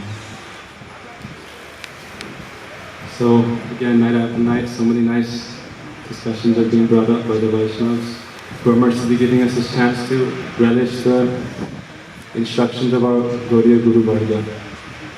So tonight, a long list of questions, but the real crux of the issue is what is real Maryada or etiquette, rules and regulations. What is the connection or what is the distinction between, on one side we have Lord Ram, who is called Maryada Purushottama, or the greatest personification of he was following etiquette and rules and regulations. On the other side we have Shri Krishna, who is described as Lila Purushottama, or the greatest personality who is engaged in loving pastimes. And before that, then we had the question of what is, how can we see a disciple following instruction, and then the second question very nicely answered by Prabhu. Ramchandra Prabhu has no love. Monkey, baboon, chimpanzee, squirrel, eagle, crow, everybody is giving love. Everybody with him pushed following. Everybody, one squirrel, mongoose also following him. And Krishna's time, no like, Ramaprabhu's time, no like. One day, 2 days. Ramchandra's time, they're continuously with him and making breeze, making pool, and there is no eating, no sleeping, day and night working, and then you telling Ramchandra there is no love. So the question really is, how is it that Lord Ram expressed his love in his pastimes? Because it is impossible that we say God is love. So how can it be? We don't ever hear that God is etiquette or God is rules and regulations. So God is actually love. So as Maryada Purushottam, how is he expressing his love? And how can it, I was going to say like Lord Ram is setting the platform. We have Lord Ram coming, and we have Sri Krishna coming, and finally we have Chaitanya Mahaprabhu coming. So it's not possible that they are all separate from each other. There's only one Param Purush. Ishvara Parama Krishna, Anadi Radha Govinda Sarva Karuna Karuna. So Krishna is only one. The Supreme Personality is only God, is one. Ram is there, Krishna is there. Say Krishna, say Gaur, say Jagannath. So there's no distinction. We cannot say this is Ram, he is one God, Krishna is one God, and Chaitanya Mahaprabhu is another God. Ram is giving little love here, No. only for animal. Lord Ram. But not giving this ladies only. Krishna This is giving the ladies question. love. Krishna giving only ladies for, okay? Specially. And Ram giving for all living entities. In one form, Lord Ram is giving love to all living entities as Shri But not Krishna. ladies. Surpanaka came cutting nose, and also Sita rejecting, and he is alone, Banprasthi, and this after Chaitanya Mahaprabhu sannyasi, he has no love for anybody, not mother for love, not Vishnupriya for love, not Lakshmi Priya for love, no Godadhar Pandit, anybody is for no love, alone is moving in sky, moving in here and there. Where is his love? What are the meanings? Krishna has love? No. Only 10 years, babies joking, drama, dancing, and after he's gone, Tarakapuri, no asking for mother, no asking for father, no asking for other, no gopis. Where is love? Ramchandra has love. Ramchandra continuously take care of everybody. Then how can you telling this Krishna has love and Mahaprabhu has love? They are very cruel. They are never giving love anybody. They are cruel. Mahaprabhu sannyasi. Krishna more than sannyasi. He is killing in front of everybody. Million Mahabharata. Killing. And Jarasandha is fighting. Kaljabanu is fighting. Destroying everything. Ramchandra only one time fighting. In Ravana's house. But not killing Vibhishan. Not killing Mandodari. And Krishna destroying everything. Now where is Krishna's love? How love is for Krishna? Krishna has no love. And Chaitanya Mahaprabhu, he is making all our Babaji Bairagi. He has no love for anybody. What is this? What is between this love as this condition? Yeah, this is what is meanings. This is truly you express, then is understanding you are in parampara. Otherwise, I cannot understand. Okay, so I'll try to take this, the combination of the questions. What is the real meaning of love? So we heard from Krishna Atmandriya Prativancha Taribalikam, Krishnandriya Prati Icha Taripremanam. So actually God himself, how can he is the object of love. And the devotees are the subjects. So there are those who are offering love to Krishna. So I wanted to say, I was thinking of this topic that, okay, Lord Ram actually has so much love, and we see that throughout his life. And really, his tale is such a heroic or lamentable, has such a pathetic mood. Where they would tell this so many times in his life, and he would be weeping. And we see, like... His love, how is, Bharat for not only. All Rishi, Mahasi, Muni, Rishi, everybody is for. Forest to forest, door to door going. And everybody is helping. Everybody is helping. Mother, father, everybody is for. How much he has love. He's thinking about this. Sita is forest, then Amazon left everything. Vanaprasthi means no going bed, no eating, only fruits and flowers which is maintaining. How is his vairagya? So we see the super excellence of Lord Ram's love in his pastimes in the Ramayana.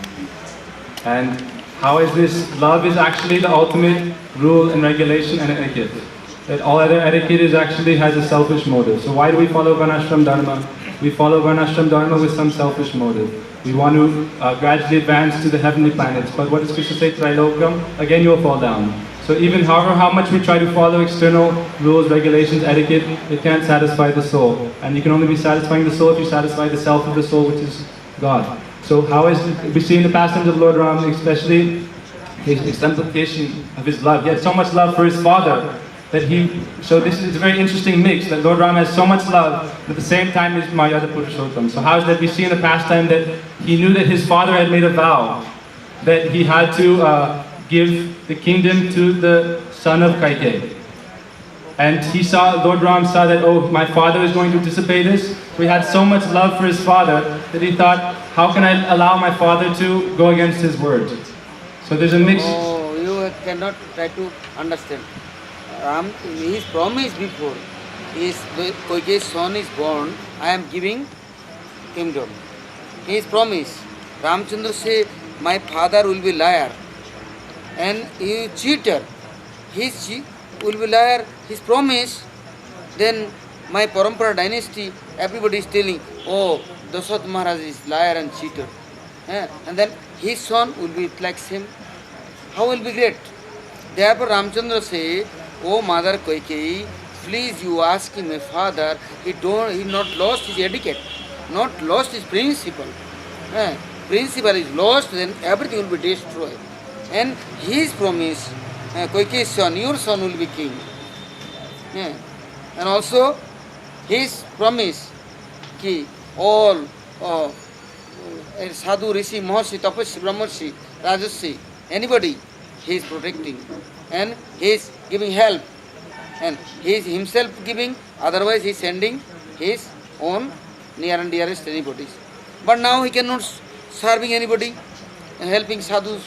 And also his promise, Kaikeyi Naresh near, your grandson will be king. Then now he is lost his everything. So therefore I am following. And my father following, then it will be good. My dynasty will be good and all time truthful things will be. Therefore, he is losing. He liked me too much, but his affection is not his everything. Rule Guru-san is everything. His affection is today, tomorrow, next day not running. You not following etiquette. Principle. Broken principle, then everything lost. Shruti Sriti Puranadi, Pancharatra Viding Bina, Ekanti ki Harir Bhakti, Utpatareva Kevalum. Nothing, okay, I am followers of Anurag, Mai Bhakti, this and that, but you cannot follow principle then what happened? Thinking about this, now giving good answer. Otherwise you are giving wrong answer, then I am also fighting. So the message here is that real love will not be antithetical to real rules and regulations. That's why Vidhi Raga Rata Jane Swadhinata Rata Raga Mart Karuna Pradesh. So Lord Ram, we see that how is the quality of his love and how is that manifesting in his life. He saw, okay, he gave this word to Kaikeyi, she did this, and then Lord Bharat was like rejecting her. But even in the last day, Lord Ram he had so much love that he made some communication again between them. So we see also the love of the love of Ram, also the love of Bharat. That we hear the story, Gurudev would tell so many times how when Ram left, then all of Ayodhya, they requested Bharat to go and try to bring him back. And he went and tried to bring him back, and they had this assembly, trying to decide, okay, should Ram go to the forest or should he come back? And the question came up of King Janak was decided to be the judge. And so they had this whole discussion and went back and forth, and what happened is that in the end, King Janak, he said that Lord Ram's Maryada is like a great mountain, but Bharat's love is like a fathomless ocean. And in that ocean, it is so amazing that the immense mountain of Lord Ram's etiquette, his rules and regulations, it is drowned. And so Bharat is the victor. So then everyone was rejoicing, and they thought, okay, great, Lord Ram is coming back to Ayodhya. But King Janak said one thing. He said, oh Bharat, you should think, what is the purpose of, what does a beloved do? So the beloved should always think, how can I please the lover, or the object of my love? And so you should think, what does Ram want? So this is the real question of love. Love is not that I am trying to satisfy myself. Love is that I'm trying to satisfy that person who I love. Otherwise it's not love. So we see in this world, we have so many cheap imitators Param Gurudev said in his time there's 13 upper sampradayas. And then later we said, okay, 39. And that was even before Bhaktivedanta Swami Maharaj went preaching in the West. So who can say how many upper sampradayas are there now? Right? So there's so many people who are cheap imitationists, they think, okay, love is everything. But really, who is, so, and that story, Bharat said, okay, that Ram do as he wishes. He asked Ram, what do you want? And Ram went to the forest. So the question is, what is love really? And love really will have strong rules and regulations. And it's love that, if you take that away from love, then what is the rule of love? The rule of love is that how can I please the beloved? That is the ultimate rule of love. And you see that again and again in Lord Ram's life, that he's always trying to satisfy. And he's always trying to please. And it's so unfortunate that we see like people, like even his own citizen, like the washerman, he didn't understand Lord Ram's love. And he thought that, oh, you know, he criticized Lord Ram. And so Ram, it's like such a lamentable position of the living entities, is that God is the embodiment of love. And he has so much love for the living entities, and he wants them to be supremely happy. But what happens is that people have misunderstanding. They say like this world is a perverted reflection. So there's a perverted reflection of rules and regulations, and there's a perverted reflection of love.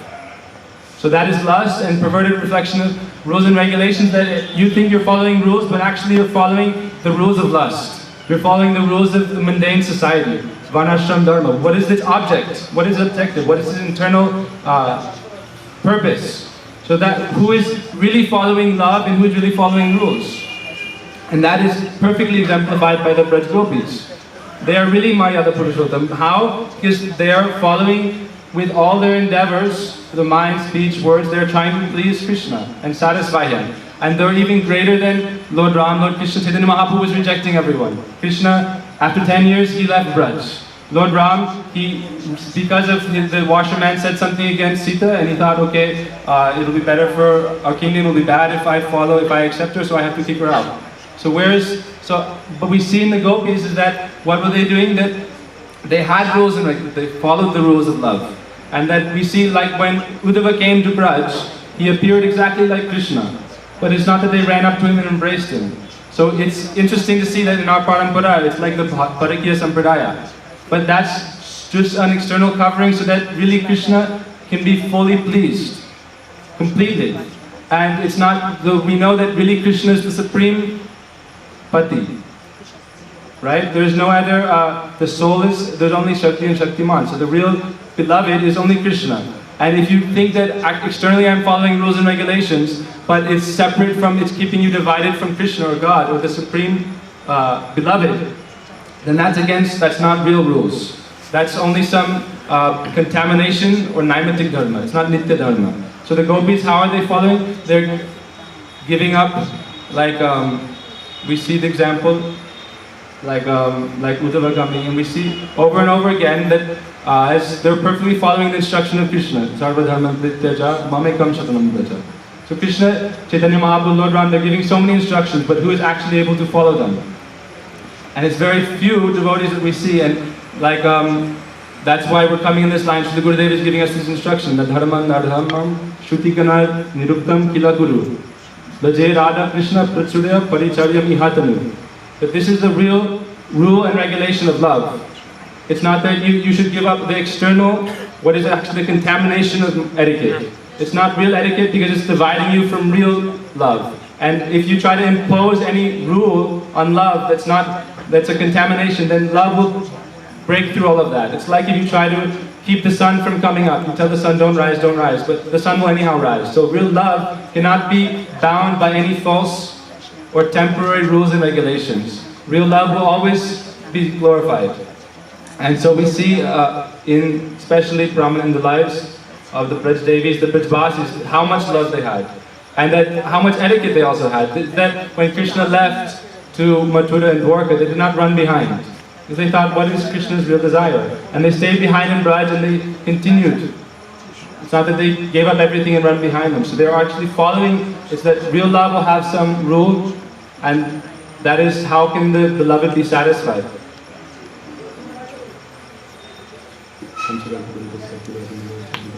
अभी समझ में नहीं आता है question. How is okay?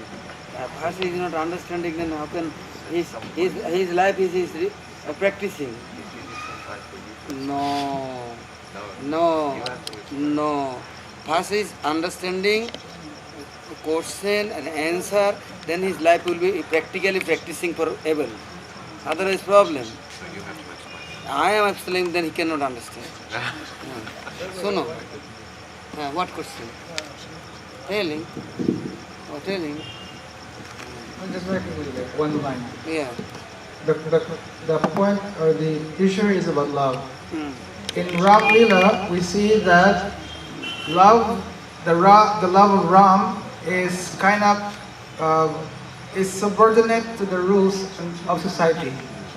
He cannot marry out more people or more devotees who express their desire to have Madhurya, like the rishis. They wanted to have a relationship, but he said, I cannot. And yeah, he rejected all these proposals, everything. In summary, he cannot provide what is beyond the rules. But in Krishna Lila, we see that among the devotees of Krishna, they're breaking all the rules. Like even in Mathura, like Nanda Baba, I'm talking about Nanda Baba in Braj, he's lying. Like from the very beginning, when Krishna was born, like no, I'm talking about Vasudev. He is bringing his son and bringing to Braj, and like trying to make a lie that or to save Krishna. And of course, we see the cowherd boys of Krishna, for example, they don't follow all this etiquette, like they fighting with him and everything. And the Braja Gopis, they're breaking all the rules of, like we say, society. Like they're married, but they're still with Krishna. But now, how to reconcile this? Mahaprabhu is showing that him now, he's also following Marjada. Like he's even following Varnashram, so like externally, following Varnashram, he's taking sannyas. But with that internal desire to have that kind of love, which breaks all the rules of etiquette, like that highest love, like in Braj, like the gopis.